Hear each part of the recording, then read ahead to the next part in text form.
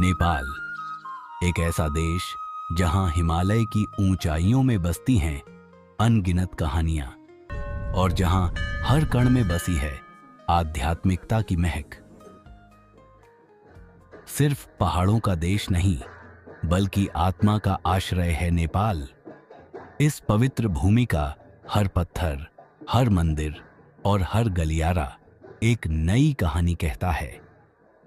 जब बाकी दुनिया भौतिक सुख सुविधाओं की ओर भाग रही थी, नेपाल और तिब्बत ने मानव चेतना और आत्मिक विकास को अपनी नींव बनाया। नेपाल का आकार भले ही छोटा हो, लेकिन इसकी आध्यात्मिक विरासत विशाल है।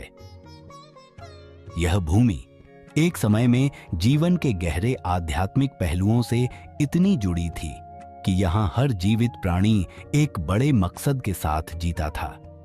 लेकिन समय की आंधियों में राजनैतिक और आर्थिक उथल-पुथल ने इस देश को अपने आध्यात्मिक खजाने को सहेजने नहीं दिया।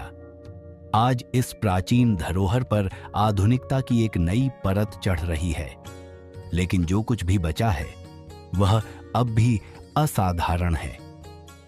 जीवन का मालिक, जीवन का देवता पशुपतिनाथ मंदिर को यूं ही नहीं, तमाम मंदिरों में सबसे प्रमुख माना जाता। 4 चेहरों वाले इस लिंग का हर मुख तंत्र विद्या के 4 बुनियादी सिद्धांतों को दर्शाता है: तत्पुरुष, सज्जोत, वामवेद और अघोरा। माना जाता है कि यह लिंग वेदों के लिखे जाने से पहले ही स्थापित हुआ था, जो इस भूमि की प्राचीनता और पवित्रता का प्रमाण है। महाशिवरात्रि पर पशुपतिनाथ का नजारा अद्भुत होता है। साधु संतों का जमावड़ा, मंत्रोच्चार, अखंड ज्योति और गंगा से लाए गए पवित्र जल से शिवलिंग का अभिषेक, यह सब मिलकर एक दिव्य वातावरण का निर्माण करते हैं। यह सिर्फ एक त्योहार नहीं बल्कि आत्मा की परम मुक्ति का अवसर है।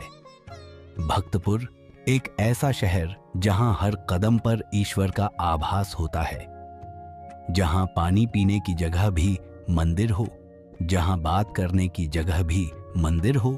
इस शहर का नाम ही इसकी महिमा को बयां करता है। 1100 साल पुरानी ईंटों की इमारतों में आज भी जीवन बसता है। हालांकि आधुनिकता की चकाचौंध और शहरीकरण के शोर ने इस प्राचीन नगरी की पवित्रता को धुंधला करने की कोशिश की है, लेकिन आज भी यहाँ की गलियों में चलते हुए एक अलग ही ऊर्जा का अनुभव होता है। नेपाल की भौगोलिक स्थिति का इस्तेमाल करते हुए एक तांत्रिक शरीर की रचना की गई थी, ताकि यहाँ के निवासी एक उच्चतर उद्देश्य के साथ जीवन जी सकें।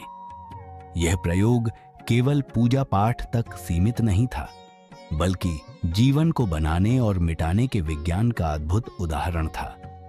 सद्गुरु के अनुसार यह जीवन देना और इसे नष्ट करना सीखने का विज्ञान था, जिसमें जीवन के एक रूप को दूसरे रूप में परिवर्तित करने की क्षमता थी। आज जब काठमांडू की सड़कों पर बलि के बाद लाल रंग बिखरा नजर आता है, या भक्तपुर की गलियों में प्लास्टिक और वाहनों का शोर सुनाई देता है, तो लगता है जैसे हम पवित्रता से अपवित्रता की ओर बढ़ रहे हैं। लेकिन इस देश का मूल अभी भी जीवित है, बस जरूरत है उसे पहचानने और सहेजने की।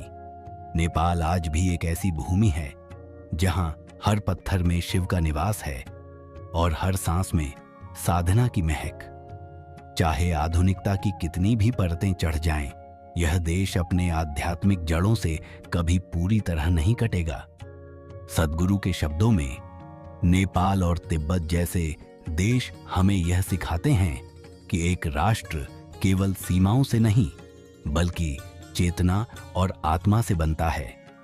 अगर आपको ये यात्रा अच्छी लगी हो और आप ऐसे ही और भी अद्भुत और आध्यात्मिक स्थानों की कहानियां जानना चाहते हैं, तो अभी सब्सक्राइब करें हमारे चैनल टूर विद दुकलन जी को, जहां हर वीडियो में मिलती है आपको भक्ति की बयार, इतिहास की पुकार और यात्रा का अद्भुत संसार।